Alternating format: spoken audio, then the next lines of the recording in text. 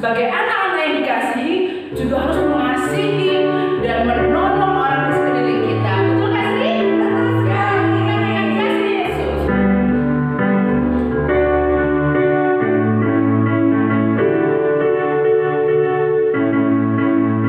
Kasih Yesus manis dan indah, kasih Yesus manis dan indah, kasih Yesus manis dan indah, oh kasih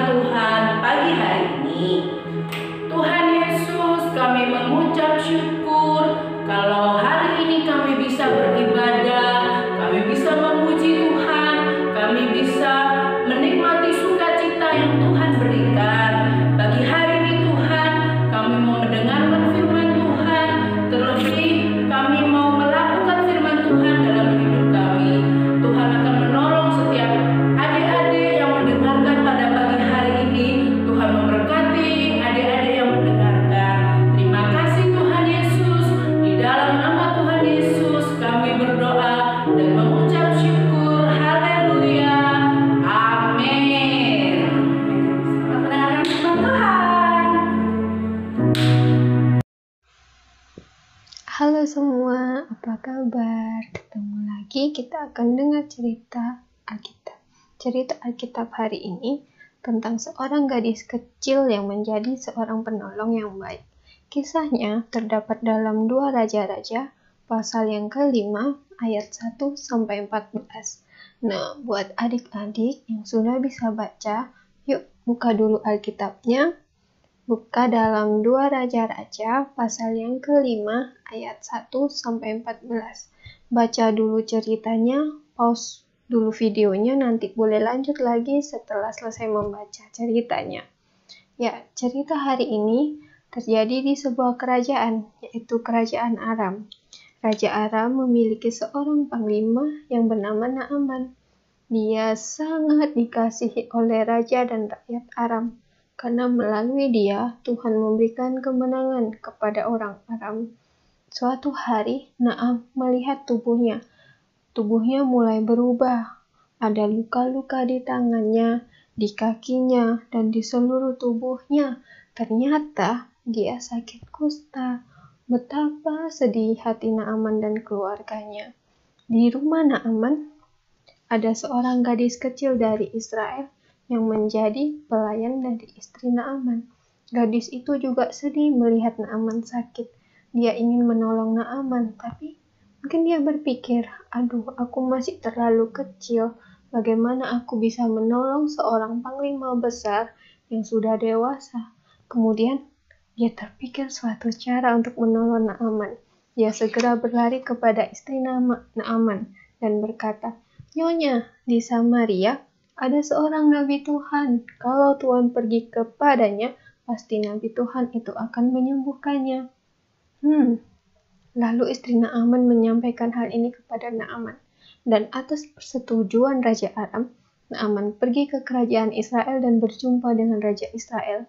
Dia menunjukkan surat dari Raja Aram yang meminta untuk menyembuhkan panglimanya ini. Hal ini terdengar oleh nabi Tuhan itu yang bernama Elisa. Lalu Elisa meminta agar Naaman datang menjumpainya. Pergilah Naaman ke rumah Elisa menaiki kuda dan keretanya. Setibanya di sana, seorang pesuruh Elisa menjumpai Naaman dan menyampaikan pesan dari sang nabi. "Pergilah ke sungai Yordan dan mandilah 7 kali di sana, nanti kamu akan sembuh." Naaman pun pergi ke sungai Yordan meskipun dengan hati yang bingung dan sedikit kesal. Lalu, dia mandi di sungai Yordan sebanyak 7 kali. 1 kali, 2 kali, 3, 4, 5, 6, dan 7. Setelah itu, ia memperhatikan lagi tangannya. Dia melihat kakinya dan seluruh tubuhnya. Kulitnya pulih, kulitnya sembuh, dan sakit kusta itu sudah hilang. Betapa senangnya Naaman. Lalu, menurutmu, apakah gadis kecil Israel itu juga senang karena Naaman sembuh? Ya, dia gembira karena ia boleh menjadi seorang penolong yang baik bagi tuannya. Lalu, apakah kamu pernah menolong orang lain? Bagaimana rasanya setelah menolong orang lain? Apakah senang? Apakah gembira? Apakah kamu mau terus menjadi seorang penolong yang baik? Untuk teman-temanmu, untuk saudara-saudaramu, gurumu, orang tua, maukah kalian menolong mereka? Ketika di rumah, misalnya, maukah kamu menolong ibu dengan membereskan kembali mainan-mainanmu setelah puas bermain? Lalu setelah makan, maukah kamu menolong ibu dengan mencuci piringmu sendiri? Lalu ketika rumah kotor, tapi ibu sedang memiliki pekerjaan yang lain, maukah kamu menolong ibu membersihkan rumah?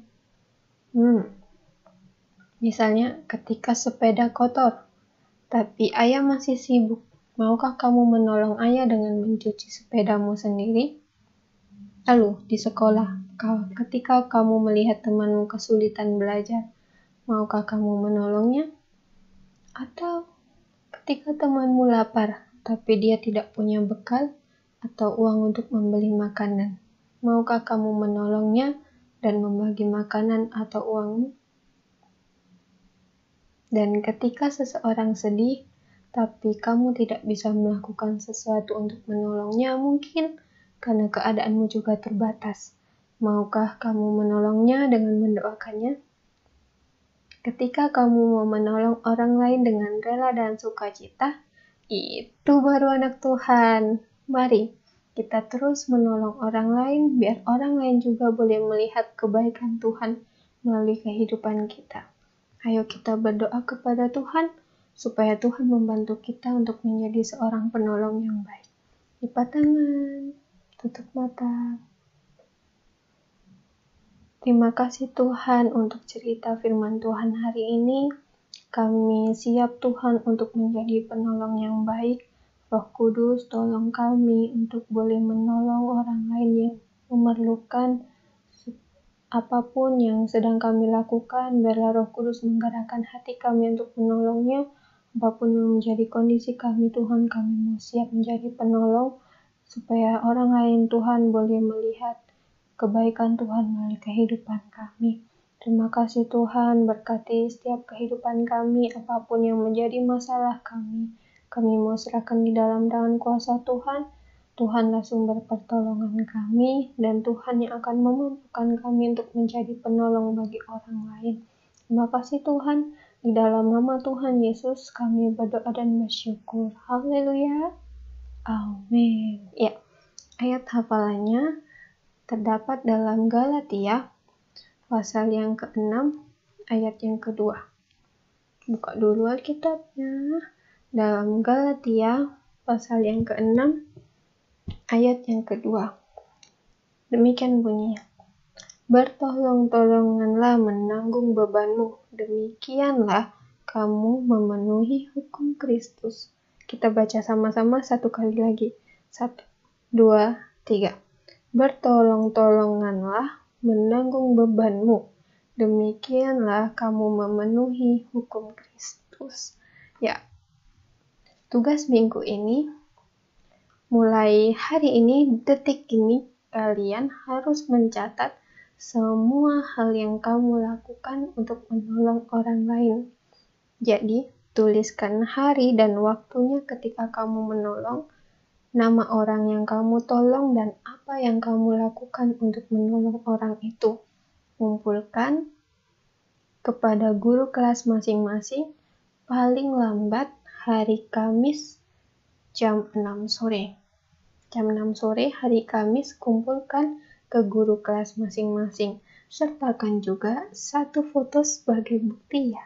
Sebagai bukti bahwa kalian sudah bisa menjadi penolong yang baik bagi orang lain. Lalu di malam hari ketika kalian mau tidur, ingatlah kembali apa yang sudah kamu lakukan untuk menolong orang lain. Mungkin kamu sudah menolong seseorang dalam kesulitannya. Apa yang sudah kamu lakukan hari itu, pikirkan kembali dan bersyukurlah. Sebab Tuhan sudah memampukan kamu untuk menolong orang lain, dan kamu adalah seorang penolong yang baik. Oke, jangan lupa tugasnya, dan sampai jumpa minggu depan ya. Tuhan memberkati.